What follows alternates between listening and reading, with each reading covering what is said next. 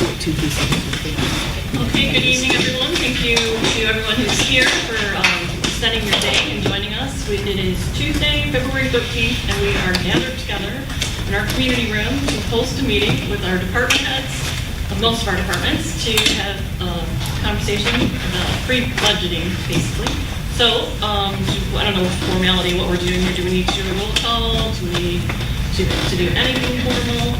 Michelle? No roll call. We don't need a roll call for a workshop, and I think you all know the staff, unless you want everybody to introduce Why don't themselves. we run through who everyone is for people who are watching at home who may not be familiar with everyone, and then we'll start this end. We'll start with our city attorney who's hiding in the corner. Well, not in the corner, but in the park. Sorry, there's no room, so I figured because I don't have necessary budgeting aspect in my area, I didn't need to sit there. But thank you. We'll acknowledge your presence. Thank you so much. Leah Davis, Coffin Historical Museum. Jenny Knott, Library. Joan Horton, Downtown Development Authority. Nick Stebbins, Assistant City Manager and Director of Community and Economic Development. Joe Raker, City Manager. Glenn Shepard, Councilman. Bruce Anderson, Councilman. Paula Milan, Mayor. Susan Moffett, Mayor Pro Tem. Mark Pollock, Finance Director. Lisa Rosati, Treasurer. Michelle Cuckoo, City Clerk. Kelly Baus, Chief of Police. Sergeant Scott. Great. Mr. Raker, I'm going to defer to you. Yes, ma'am. Thank you, Madam Mayor. This evening we are having a budget conversation with departments, all except DPW, REC, and the Senior Center. Thanks to recent council and administrative interactions, it was decided that having conversations with department heads earlier in the budget season would likely have more relevance to the actual final budget. This evening we are hosting a round of conversations with our department heads, again with the exception of DPW, Parks and Rec, and the Senior Center. Those department budget conversations will be held on February 27th at 6 p.m. at the Blair Library in its community room. The purpose of this evening's conversations is to socialize the needs of departments as well as concerns raised by residents. The desired outcome for this meeting is that everyone hears and considers what everyone shares. There's not a need at this point to provide a definitive direction, but sharing initial perspective is encouraged. I'll start off and then we'll have each department share their thoughts. I'll start with an item that touches all departments, and that is building security at all our locations. The CIP for this year does have $140,000 budgeted for security enhancements. I've intentionally paused moving this forward while conversations were being had with the school district about potential collaboration regarding buildings. Those discussions have gone as far as they likely will go, and I did share some preliminary information with council in this last Friday's feedback. That being shared, something I would like the council to consider in conjunction with the security enhancements would be budgeting for partial reconfiguration of areas of City Hall that would add to greater security. I believe for the upcoming budget, we would need to consider the reconfiguration of the council chambers to accommodate the growth of the City Council in the 2025 election. Waiting until 2025-26 budget would likely not have the chamber area ready in time. Additionally, audio, video, and IT upgrades for the chamber should be considered. So, if the chamber reconfiguration undertaken would be considered for this budget, adding the limited reconfiguration of City Hall might also be a potential worthy consideration.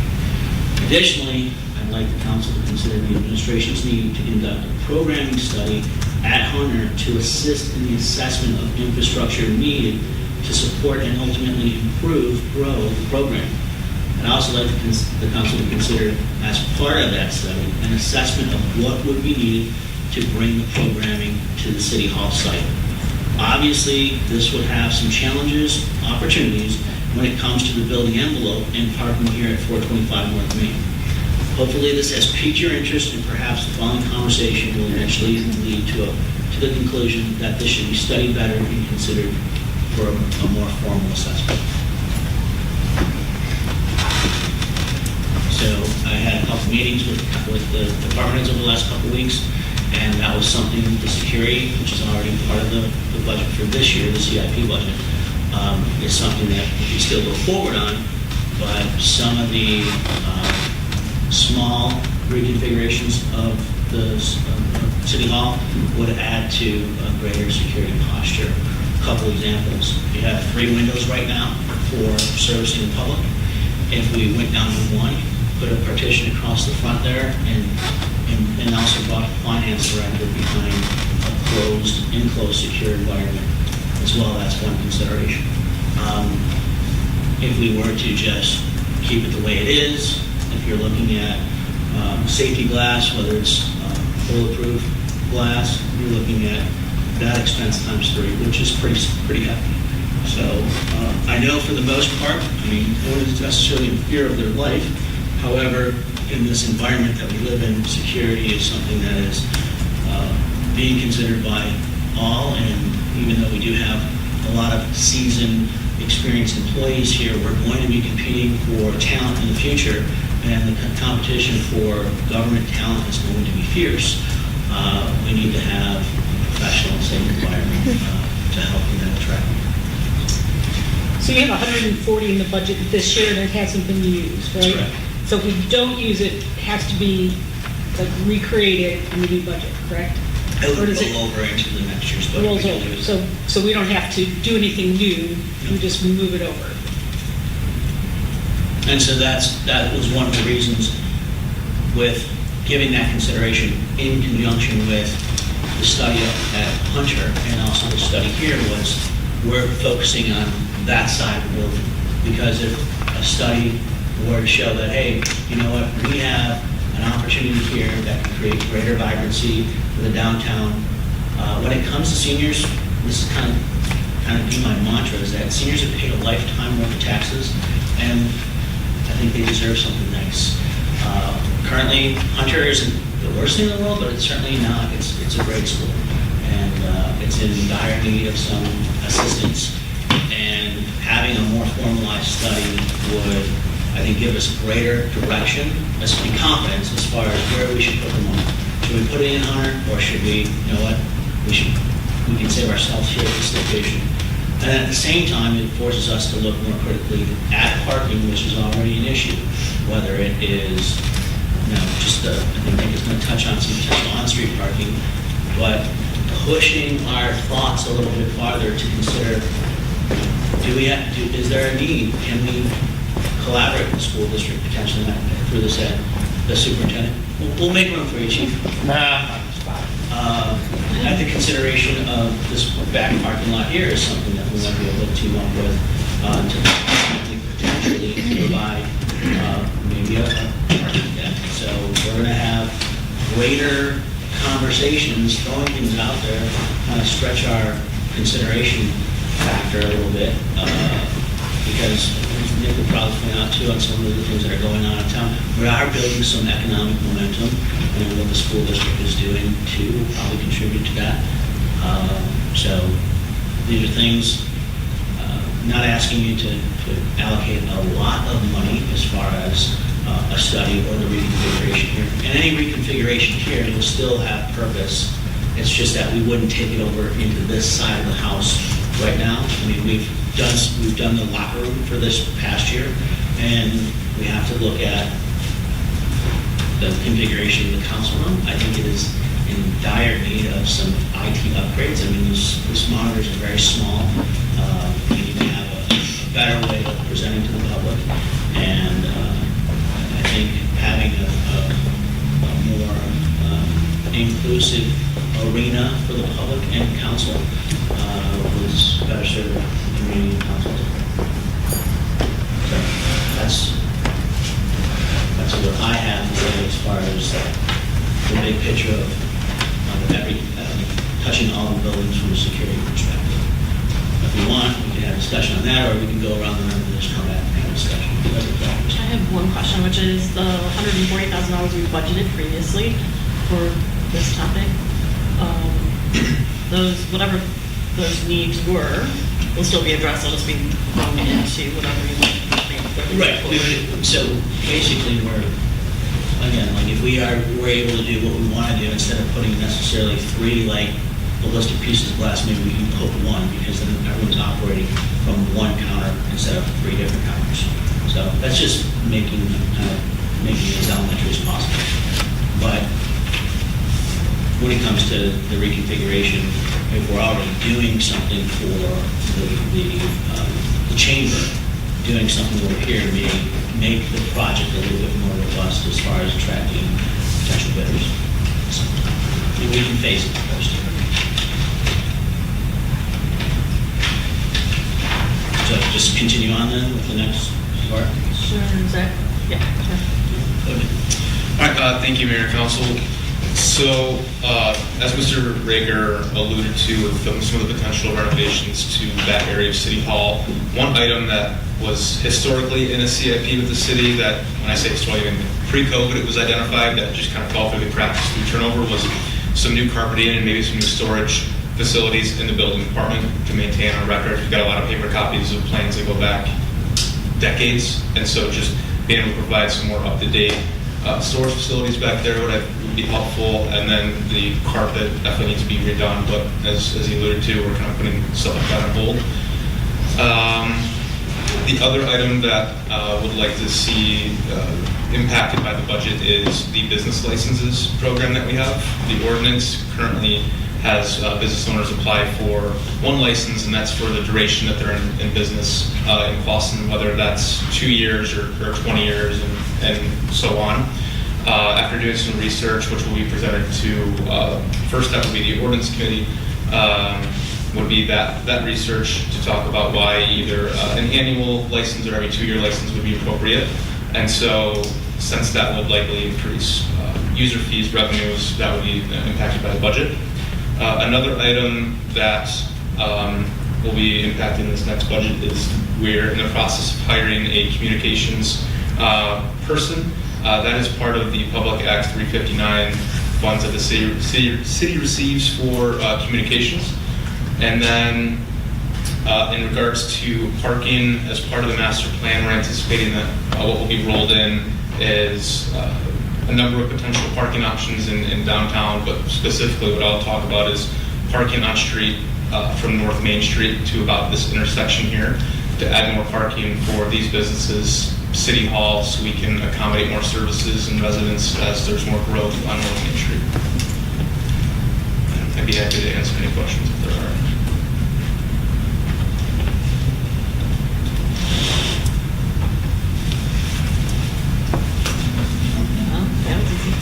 GDA? We got a shorter presentation. We're just working on completing our work plan for the year. We're going to focus on improving our public spaces, making downtown as welcoming a place as we can, more seating and all the things that are called for in our work plan. We will be having more discussions as part of our master plan update that just ended about possible changes to 14 Mile. There will be public meetings that discuss that more fully. We aren't asking, we don't receive money from the general ledger other than replacing the cost for taping. So I would love to ask for more money. We did apply for an MEDC grant that Oakland County put together, where all of the downtowns collectively made a grant request, which would have given us about an $800,000 project, with us only having to cover under $200,000, but we did not make the grant cut. So Oakland County has put more money into it, and they are going to put that forward. It will completely revamp and add more public space and parking to the southeast lot. But at this point, without getting the MEDC portion of it, I do not see that that's something that we're going to be able to do, since we're going to need about $350,000 worth of portion. So while it's nice to have Oakland County put in money, there are so many other things right now. All of our parking lots ideally need to be redone. We had a concept a long time ago that had all 4 parking lots redone, added more parking. It made it a little more efficient. This would be an opportunity then to add more dumpster enclosure space, because this is clearly a big problem right now. As we have gotten more successful and more businesses, we cannot accommodate the dumpster. There's not enough room in the enclosures that were built, and we don't have enough enclosures. So this is a big problem that is going to have to be addressed sooner than later.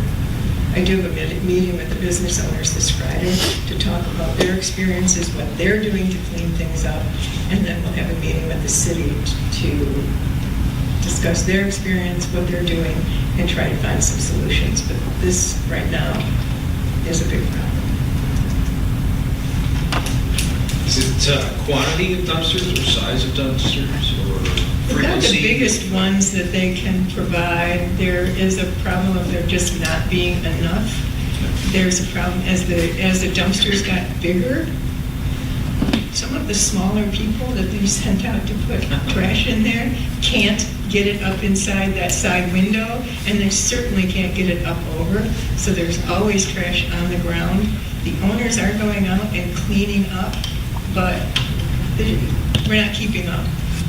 And when there's trash on the ground, the Tringali does not pick up anything on the ground. They empty the dumpster, they set it back down, it goes back on down on top of the bags that are there. So, again, I know that they go out and they shovel and they pick up and they clean, but it's not enough. It's not. There's not a schedule where they're saying every Tuesday night, I'm sending a crew out to clean dumpsters. So I don't know, we're going to discuss the problem on Friday again. Tringali comes out just once a week. No, 3 times a week. 3 times a week. But by Monday morning, they come Friday, by Monday, it's over the top. So And- is it just one type of trash receptacle, or is there, because I'm assuming with some of the uses over there, there's expendable packaging, cardboard packaging. There is another one for cardboard only. Okay. That does not get picked up enough at all, and they are always overflowing. Is that a compactor? Or No, we don't have compactors. would that help? It might, but then there are issues about they have to be locked. They're usually used with a key. Who's going to get that? Who's going to train and make sure that Yeah. somebody doesn't get their fingers in it? You know, I don't know. And it was not recommended for trash compactors for just trash, because there's so much food waste in there that, it's 90 degrees and that's been compacted and sitting there and liquid comes out the bottom. There's just issues with compactors, so. Is the increased demand of the dumpsters because you have more restaurants now than we used to, thus they're generating more garbage? We have, yes, more businesses and more restaurants, and certainly, Do you have a rodent problem? I think every city has a rodent. But is it increased? since we have- I don't know, I can't say that it's changed or increased. We hear from residents occasionally, they see a rodent, they see them in the neighborhoods too. So I can't point to that as, wow, we're seeing a lot more right Since now. I've been here, I've not had, other than some infrequently in the neighborhoods, I have not had a complaint about rats. They do see them, especially They at night. exist, but I Yeah. have not had an active campaign of. I'm just, yeah, there's about rats. rodents are everywhere, right? Yeah. But my question is, has the issue of rodents possibly gotten worse as a result? I can't say that it's gotten worse. I can't say that it's gotten better. Yes, when their trash bags are on the ground, are they broken into? Yes. So, are they usually running around at night? Yes. So, the guy taking the trash out of, when the business is closed up, I see something. But I haven't heard that it's any worse than it ever was.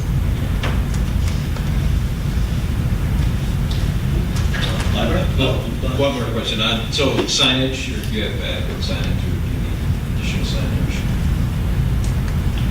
It was recommended that we get better signage for our parking lots, that what we put up wasn't probably wasn't big enough. We also had some talks about, because we did color them each, so that, you know, you're in the orange lot, you're in the blue lot, we tried to do that, that possibly we could even paint arrows into the parking lot on the ground that had the color on it to kind of clue people in. People from outside town don't know always that there's parking behind on the other corner. So we are going to work at trying to make sure people know where that is. It's a real toss-up between, yes, we want bigger signage, but we also don't want more signs on the road.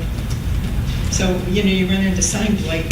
So we're trying to find what can we do, even if we could paint the striping in the parking lots to make that a little more effective. So. And how was the banners? Are they still, you're still using them? The what? The banners for the beautification aspect? Yes. We certainly would like to have more and be able to change them out more often. There's a cost of getting them, and then there is the DPW time to put them up.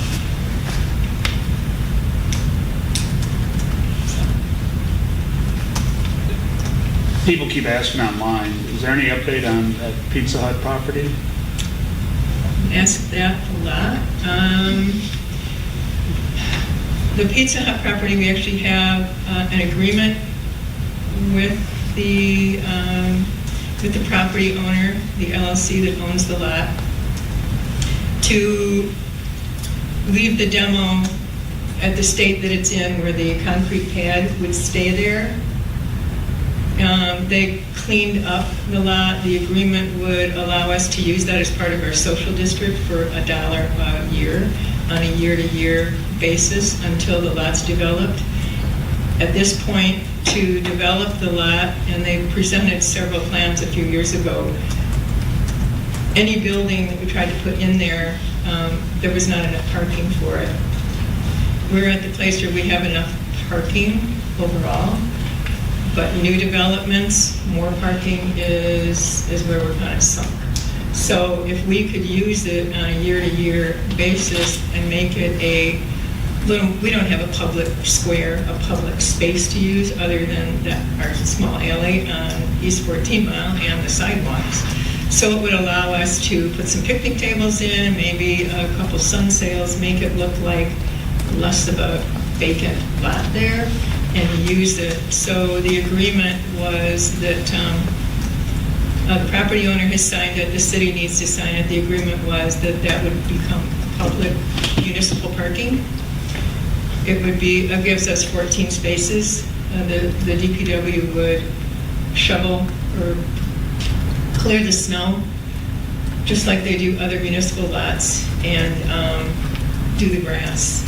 So it's kind of in the city's hands now, waiting for the agreement to be signed. Have they recently cleaned that parking lot?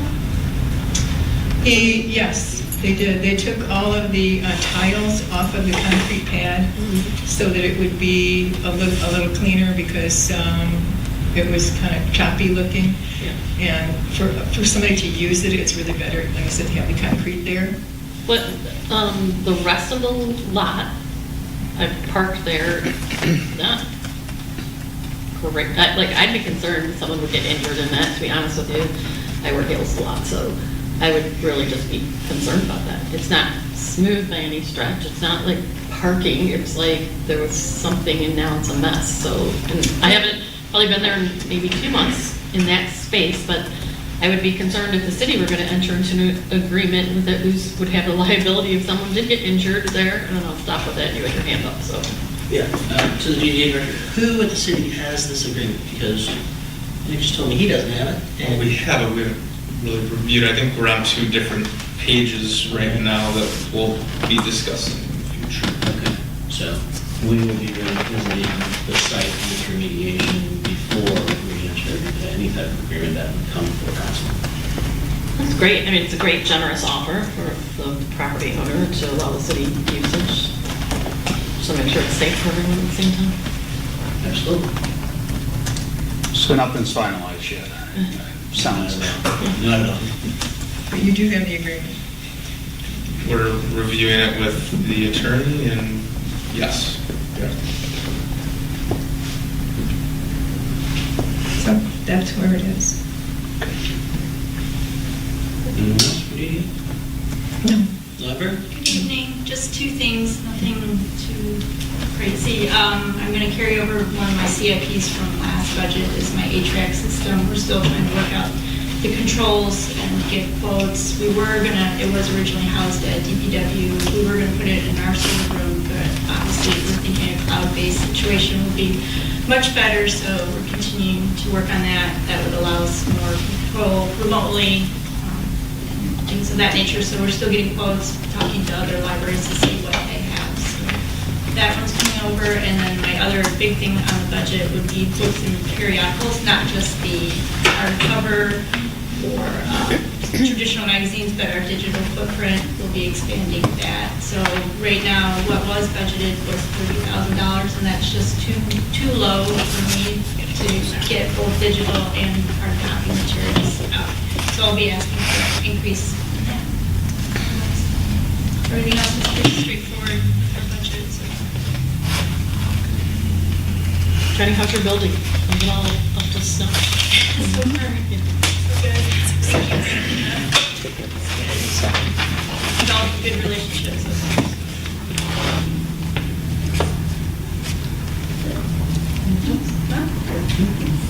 Museum.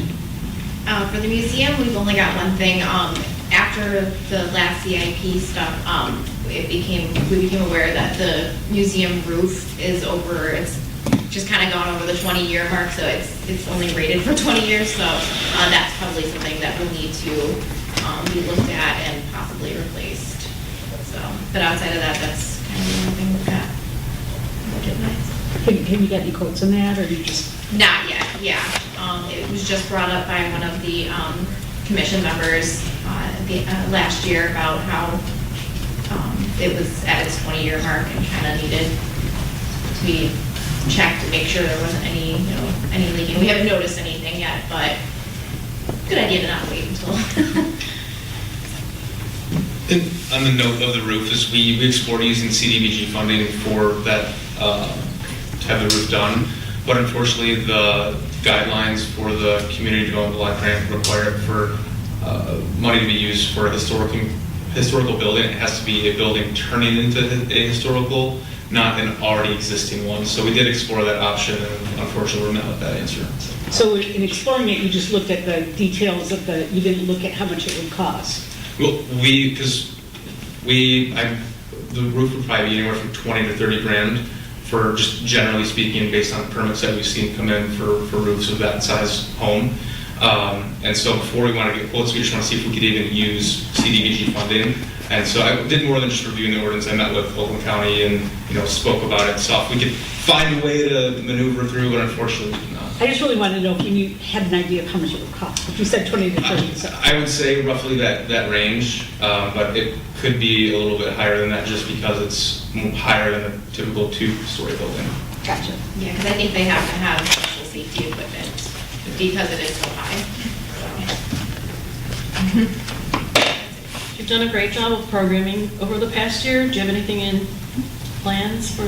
Literally at 7 o'clock, I have my commission meeting today, and I have a long list of things that we're going to go over. So I'm hoping that very soon we'll be able to announce like the programs and stuff that we're going to do for this upcoming year. I'd like to bring some more outside specialists in to kind of pique people's interest on that stuff. So hopefully in like an hour, I'll know. Jenny, in all fairness, so do you, so sorry about that. Oh, no worries. I was just thinking, So, no. she's done some really, it's been a lot, I've noticed it more, not that there is more, but I've noticed more, and it's great. Like, you've incorporated ages, and I've been in the museum when people bring their little kids, and they're so excited with little kids than with the people that maybe grew up here or something. So I know it's kind of hidden away, and everyone doesn't think about it, but it's a really great resource for our community to continue that whole idea of the community. So thank you. Hi there. Well, Thanks for joining us. I'm sorry I'm late. I worked till 6, so it was shoot home, change, and buzz over here. So, the list of wants you know, I mean, I want a helicopter, he said no. I want a boat, he said no. I wanted jetpacks, no. But all the things we need, they've been very helpful with in organizing. This year, we're at, our radio should be in pretty soon. I just got that email for license agreement on it today. We should be getting new doors in our fire station bay. There's some supply issues, and we haven't quite finalized with the person that we've got a couple of bids, and I was trying to get another bid.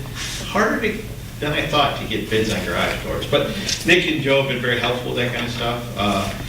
We're due for SCBA's next year.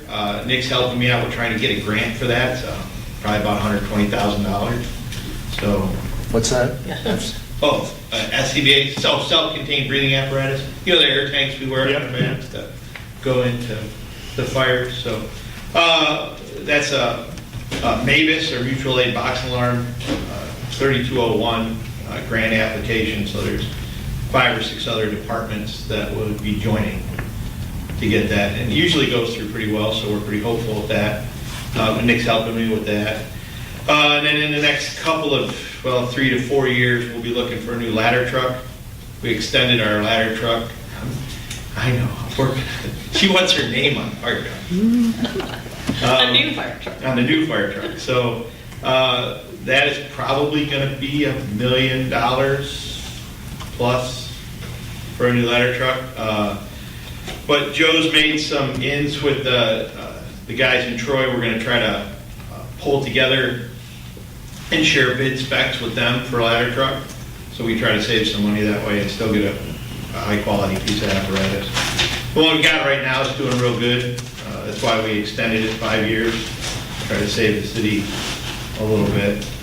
And then on the heels after that, we're going to look long term, like another 7 or 8 years, we'll need a new pumper truck for the one that's down at the DPW. Eventually, I imagine we'll probably need a new parking lot in our fire station too. It's going to go rough. But since we all drive trucks, we do pretty well. And the little things, I talked to Mark and Joe a little bit. There's a few little items. We'll want a few small increases this year. It should go pretty much our Multiplier. Oh, I'm sorry, yes, thank you very much. Also, we'll be asking for an increase in our retirement multiplier for next budget year. It's been about 20 years since we had one, so we're a little bit overdue. But I think the finance people seem to think it should be no problem. And Joe and Mark have been very useful and helpful. It's been a good process. We'll keep putting the wet stuff on the red stuff. We're going to have a few extra bucks in ours. Pizza's gone up in price. If you want these guys to keep working good, you got to keep feeding them pizza.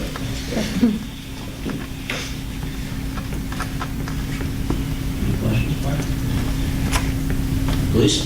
Thank you. Good evening. So I have 3 CIPs that are carrying over. One Mr. Raker already touched upon, which is the building security project. I have $10,000 that was budgeted for body-worn armor. However, our body-worn armor schedule, we have a replacement schedule based on when they expire. Only one officer had an expired vest this year and a replacement, and they run about $1,000 each. So we have $9,000 left that we haven't spent, but we have 6 or 7 officers that need replacement in this upcoming year, so it'll just roll over. And I have mobile data computers, which we refer to them as MDCs. They're the computers in our car that we run our license plates, lien work, do all of our computer aided dispatch system through. Those are in the 2024, scheduled to be replaced, but I had extended the warranties on those in August, so I didn't replace them this year, but they will need to be replaced. We're not going to extend the warranty again, so that'll just roll over. Our main focus this upcoming year is on replacing our out-of-date in-car camera system, replacing our tasers that have 10-year-old technology, are out of date, and replacing our body-worn camera system. All 3 of these items would be purchased through a company called Axon. If we purchase them as a bundle, there is quite a large savings. In 2024, I do have $75,000 allocated towards the in-car camera system, which I haven't moved forward with replacing yet because it only makes sense to replace all three at once. The body-worn cameras work with the in-car cameras, and we aren't going to move forward with using the same company that we've used for the last few years, so they need to be replaced at the same time. The body-worn cameras were initially listed in 2026. Last year they were moved to 2027. I'm not sure what the reason behind that was, but I brought Sergeant Scott with me because he's in charge of the technology for our department. He's also my fleet management supervisor. He's been working with me since July, meeting with Axon. Axon does the in-car cameras, body-worn cameras, and tasers for all of our surrounding jurisdictions. We have WatchGuard, which is out of date and has been bought by another company. So there is $100,000 that looks like it's supposed to be allocated for 2027. Tasers are not in the 5-year plan, but they should have been put in there at some point, so because they do need to be replaced. With that being said, I got a quote with a 5-year summary for all three of these items through Axon. If we do a 5-year payment plan starting in July of 2024, which is when we would want to roll this out, it would save us $15,431 a year for a total of $77,158 in savings, as opposed to if we order them all a la carte in all these different years. So the idea is it saves us $77,000 if I do a 5-year plan to order all of these items now. And the in-car cameras have to be replaced now. With that being said, I can apply for 4 different grants towards some of this funding.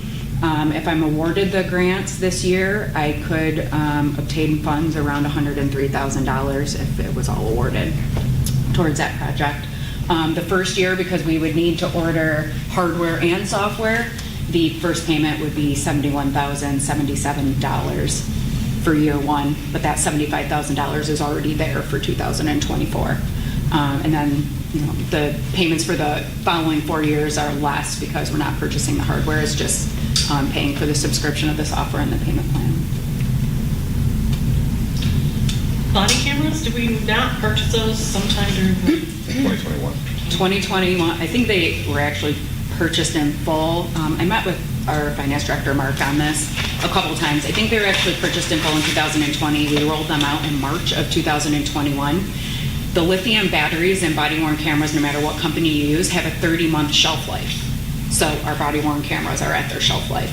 Although we have a 5-year warranty on them, WatchGuard, our provider or contractor for these cameras, was bought out by a different company, and we've had quite the issue with customer service as far as all the needs we have now that we're at the point where they're going to start failing and we need to use our 2-year warranty. So they are already paid in full. We're not paying for them, but I mean, they're failing on us, and everyone around us has Axon, which is the up-to-date software. But didn't we pay like $80,000 for those 3 years ago then? So how do we guarantee we're going to get a product that's going to, I mean, you'd think there'd be a shelf life for something like that, right? It doesn't seem like a long enough time. And I don't mean to minimize it, and I want you guys to have the best of whatever you can get, but why did we get something that wasn't worth anything for more than a few years? So, right? I have your answer.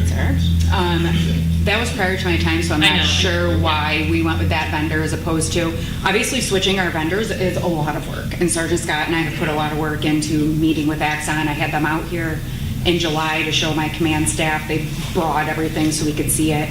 Troy PD, who does our dispatch, as well as Madison Heights and Royal Oak, our neighboring agencies, actually already all use these items. So our officers are already familiar with it. We've been able to see it, been able to see how it's used. It's not that different than what we have, but it is quite a bit of work. I'm not sure why we went with WatchGuard then, but either way, if I do this bundle price, the advantage to this is I get what's called a refresh. So at 3 years, with the 30-month mark, when basically we already know that these items begin to fail, we're actually going to be given all brand new cameras. And if Axon comes out with, a body camera 5, because I think we're in the 4 version, they come out with body camera 5, we'll get that. So they're not necessarily just replacing what we have. If they have a newer and better version, they'll give us that. And then I also bundled in here a refresh at the end of our contract. So at year 5, when we're done paying, they will again give us whatever their most up-to-date body-worn cameras. So we're going to be getting brand-new items, all 20 of them. Part of the reason why we went with a 3-year plan is at the time we went with body cams, we were already 3 years, or 2.5 years into the current in-car system. So I think the initial planning sequence was, okay, well, in 3 years, at the end of these body cams, we do it all when the in-car systems expire. Most law enforcement electrical equipment, you're only going to get about 5 years shelf life, whether it's the MDCs, the cameras, whatever. They're out in the elements, they're running all the time, things break. I think that was part of the original plan, but then everything kind of went crazy with COVID and whatnot. We just, yes, extended for the in-car to kind of bump us along. But like I was saying, we've had a car down because Motorola, the DVR that went bad, one of the older ones, took me 2 months to get. So I've been experiencing equipment issues with getting, I don't know if it's supply chain or who the manufacturer is, but you're down a car for a few months, it's not good. But I think to answer your question, I think that's why we were only looking at 3 years for the body cams at that time, was to kind of wrap it all in at once and decide what we were going to do at that time. Yeah, I know it's kind of not a rush thing, but it was kind of, right? Like, it was very timely, and we wanted to act on it because it's very timely. But $80,000 or whatever the number was, I may have it off, but it's roughly that. It's not a small amount of money, and it's good to know, I guess, your body cam equipment is like a cell phone, and it's obsolete after a very short period of time. And Good to know, right? And I might also add that it wasn't just the cameras we purchased. We had to buy an active server, Active Directory server, plus a beefed up storage server to account for the additional data that was coming in Right. with higher quality. So that was a big chunk of cash. Right, the initial setup is more than maintenance. Would be more. Whereas with Axon, it's going to be cloud-based. With Axon, we use a company, or the system called evidence.com, where either officers can sometimes take a picture and have to go right to the cloud and connect as a storage server for a particular case, which then in the case, the detectives can send a link to the Oakland County Prosecutor's Office, and they get everything under one link, whether it's pictures, video from the car, body cams, whatever it might be. So it's kind of like a lot easier to work with, a lot more efficient. That's all through Axon? Yeah. That's it. And actually, to add to what Sergeant Scott is mentioning, so working in the Detective Bureau for the last few years, I obviously learned that with all the changes that's been going on with technology, the Oakland County Prosecutor's Office last year, or about 2 years ago, required everything to be sent digitally to them. We didn't used to do that. Our outdated system, it was very hard, especially if, like, this business over here has surveillance footage and this homeowner has Ring camera footage, and we're putting these on USBs and storing them in our evidence room, and then we're trying to download everything and send all these separate files to the prosecutor's office. They have actually gone with Axon too and have contracted with evidence.com. So it is easy to send one link, everything all in it.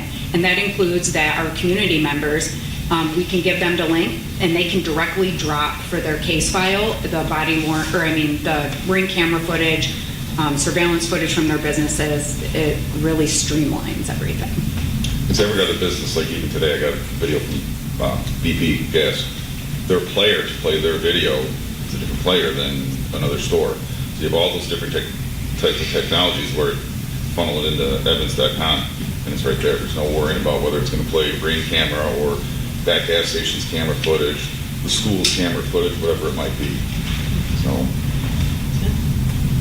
So I just want to make sure I understood it right. So you said you're carrying over $75,000 from this budget into next year, and that takes care of the first payment. Almost, yeah. So to do this, there's like no new impact for the budget next year, right? Okay, I just want to make sure I understood. And also too, if you do decide to do all of it, tasers included, that they supply us all of our training equipment, taser cartridges, anything we might need, fully warranties on all of our equipment. If something goes bad, it's plug and play, they ship something out to me immediately. As opposed to what I just told you about WatchGuard. My WatchGuard never used to be like that. They were like that, but the new company's not been good. Mr. Arthur? Yes. Chief, Sergeant, well presented, well documented, thank you. Did you mention what, if you were to get all those grants, like what that would amount to? Would we be able to actually fully subsidize it, or do you have any speculation? Yeah, no, so the total over 5 years, the cost with our savings would be $278,202.12. That's the 5-year cost. It would be an additional $77,158 if we don't bundle it all now, and that's if the prices don't change, which we all know they will from year to year. If I were awarded all of these grants, depending on what they cover for software, which when I was speaking to the woman on the phone, she couldn't give me the exact particulars, but I estimate about $103,000 is available for me to apply for grants out of the $278,202. So we're looking at 175 if you're successful.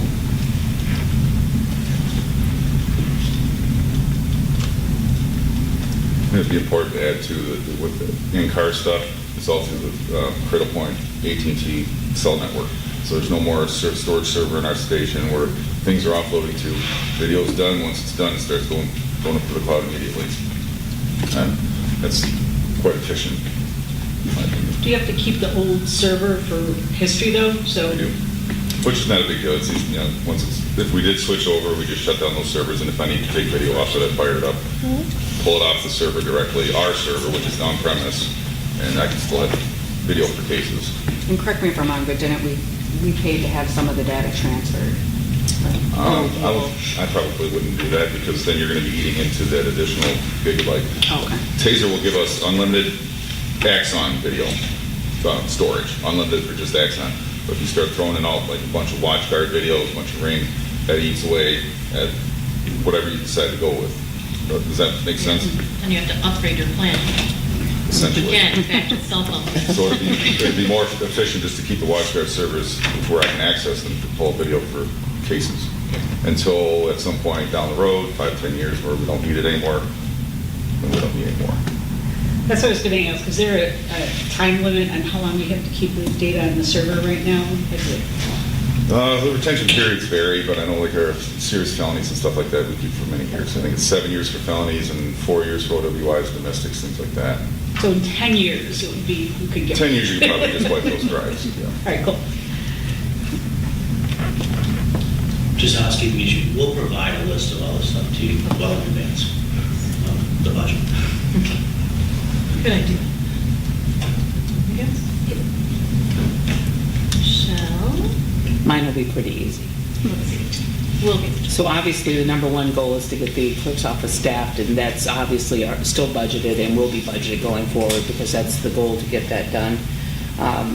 The unknown factors in the clerk's office election world is the election law changes things all the time, and there's costs attached to that, such as postage on return ballots now is mandated now.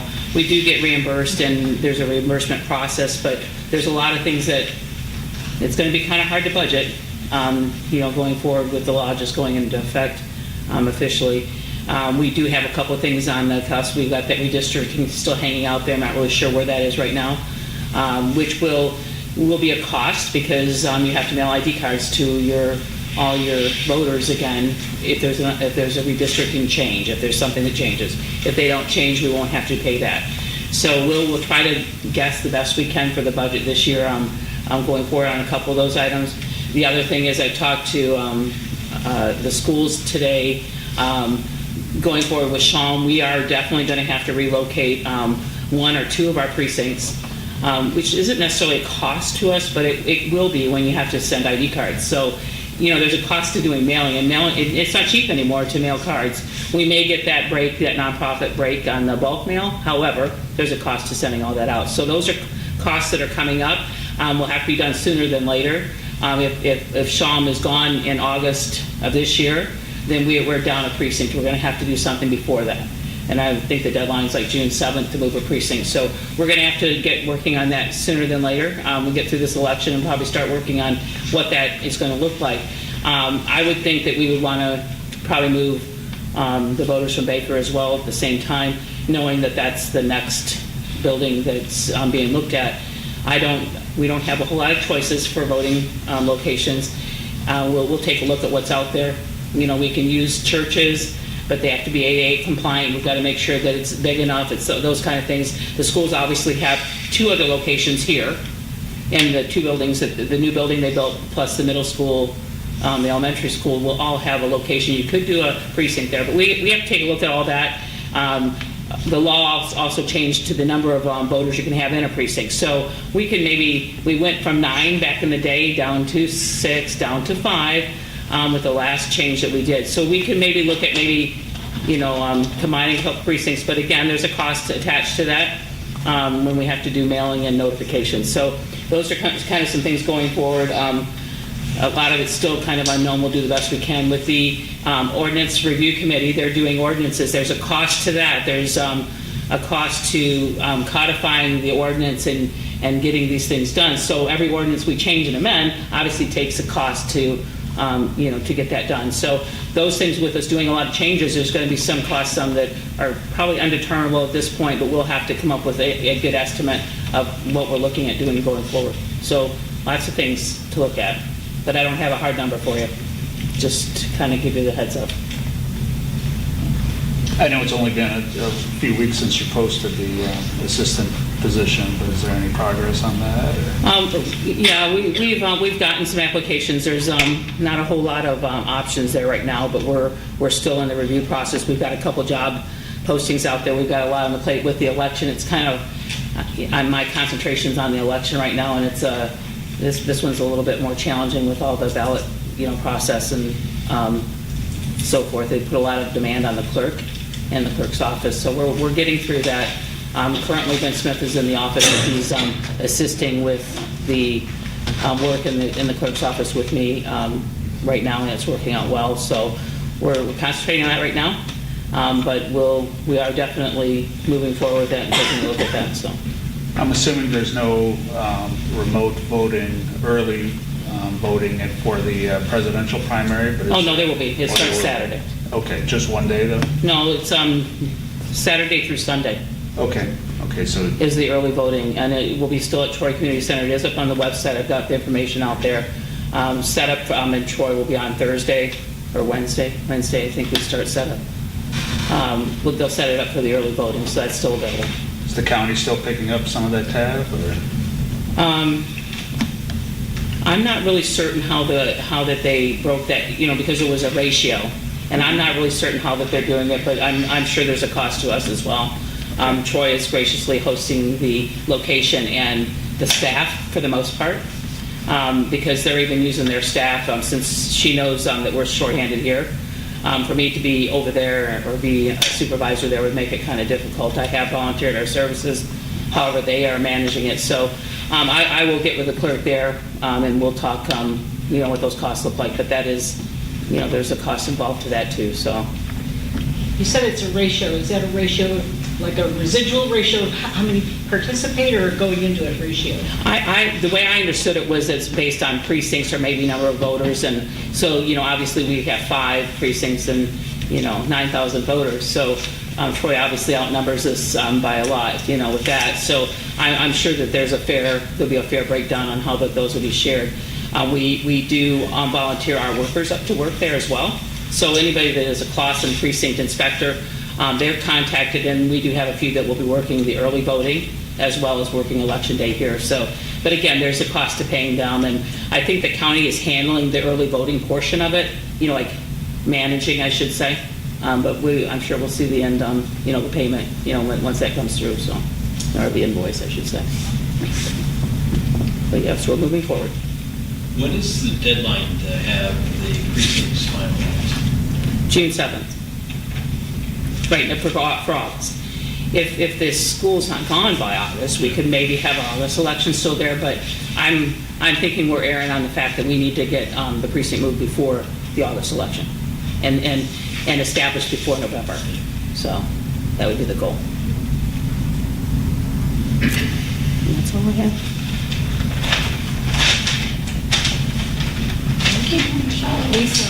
Good evening. So I don't really have anything with regards to the budget, anything additional.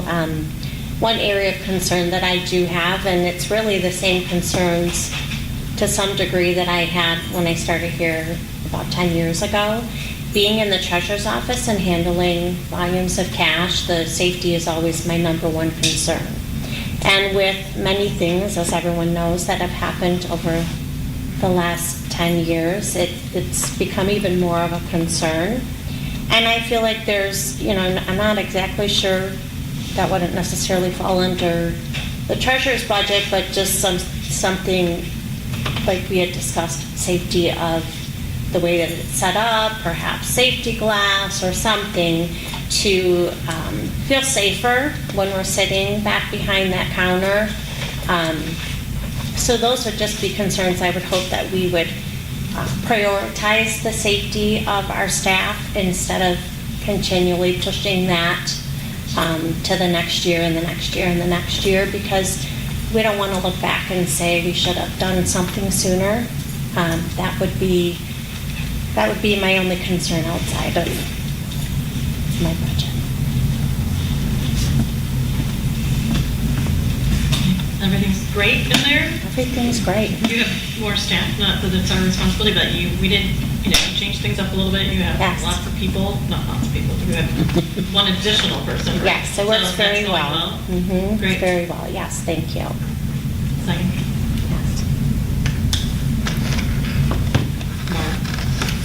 Much like Lisa, I don't have any specific capital concerns. I can say in that office, I've never felt unsafe, but it certainly makes sense if we're going to do a reconfiguration to move me behind the wall. Feeling more part of the team. And I do agree with Joe, with recruitment, it's nice to have that, kind of comfort level. And I think through a reconfiguration, there's a lot that we could do with that side of the building. And then, again, if it moves forward with this side of the building as well. But, again, I've never felt unsafe, but it's true. The way the world is now, you never know. And I tend to be, majority of people I think come through that door, I'm the first one they run into. So, and again, I've had a few people come in and yell, but it's never escalated to the point where I felt unsafe. But yeah, as part of the entire reconfiguration, I think that makes sense. The one thing I'm focusing on budget-wise is the budget document that Kelly and Nick, I believe, worked on for a while through Munetrix, who is our CVTRS vendor as well. I was actually working with it today. I got a quick tutorial from a gentleman at Munetrix who's helped invent this. It's a powerful tool. It's something I think will be really extremely helpful for council as well. And then also putting it out there publicly to show a real, and I know Councilmember Binkowski's mentioned it, part of the comprehensive plan, this folds into that.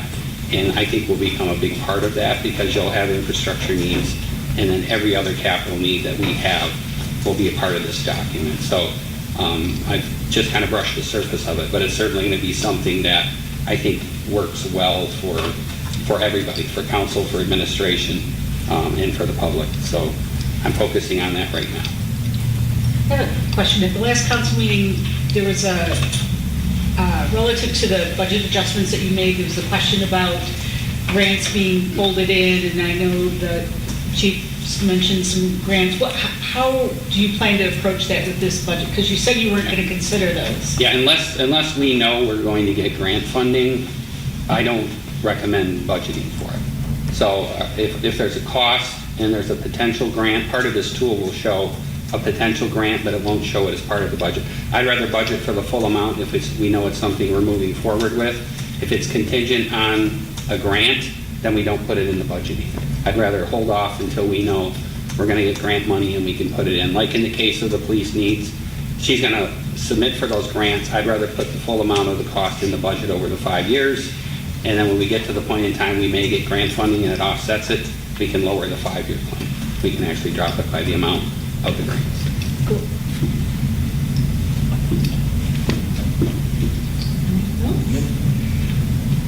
I have one alibi to add to consideration is a beautification component where we actually carve out something for, we have volunteer groups that are interested in beautifying the city. If we could take that into consideration. And then also, just for discussion, I sent everybody a budget timeline. Get some feedback on that. I offer up, I spoke with Mark, the possibility of moving the budget approval to the first meeting, if it was your pleasure, in May as opposed to the second meeting. So, food for thought. As far as beautification, I think we have on the books State Beautification Commission, although I don't think it's been used in quite some time, a few decades. Will that encompass the Friends of the Library's concern or desire to have someone champion the gazebo? That's kind of what it's called. That's what I was wondering. What do you want done to the gazebo? They want to plant flowers around it, and zhuzh it up a little bit. But wait, Healthy, self-sustaining Right. flowers. Perennial. Yes. Right plant, right place? yes, right, exactly. You know, if we got a helicopter, we could use lights around the tree. Just saying, They could go around instead we of. could go around instead of, not tear the grass all the That's actually interesting. Someone mentioned decorations, and so there's always some commentary after the holidays about our kind of somewhat, I think it's interesting, I like it, but maybe we need to throw some budgetary concern at our holiday decor. That's something we'd like to consider.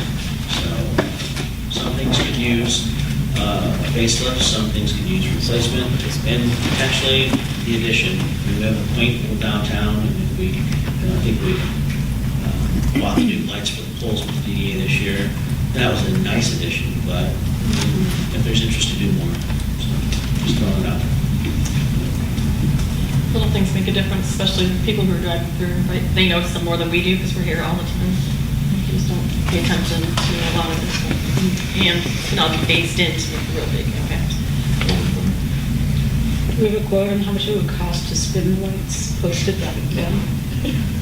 And look at that. I mean, these are little things that do make, an impact sometimes, and it's funny because people do say, like, they comment about the tree, and it's like, it's actually, I like what we do, but if we can do it better, and council wants to support much more, why not? The tree's gotten big, and it's very difficult to try to put machinery around it. With that helicopter though. With helicopter though. We won't talk about maybe it's about Or the jet. They would work for that too. a drone. I don't think that they make a drone that would Heavy-duty hold up drone to like that kind of weight and effort. I mean, they make some pretty neat drones, and they're coming along with it with that technology. Go tell them to know. Yeah, they're really nice people. We looked at a fire department drone. We can always borrow them. Police have access to one. Anything else? Well, what I will do is I'll await some feedback as far as your timeline to support moving forward. Mark and I will put together some preliminary, how we can address these things for further consumption, and maybe make it a next step as opposed to, hey, this is the budget, hey, these are all the things they talked about, and they're in there. Like maybe an explanation of how they're in there, or why we weren't able to get them in there. So for each department, we presented, we have it by prioritization or cost, or we be able to manipulate that to show. As best we can, based on where the funds are coming from, relative to each department. But we'll make it as user-friendly as possible if there is a desire to change or remove something. But I'll give greater clarification on that this Friday then after the conversation if you want. Okay, that's it. We will end this fun time together. Informally. Thank you.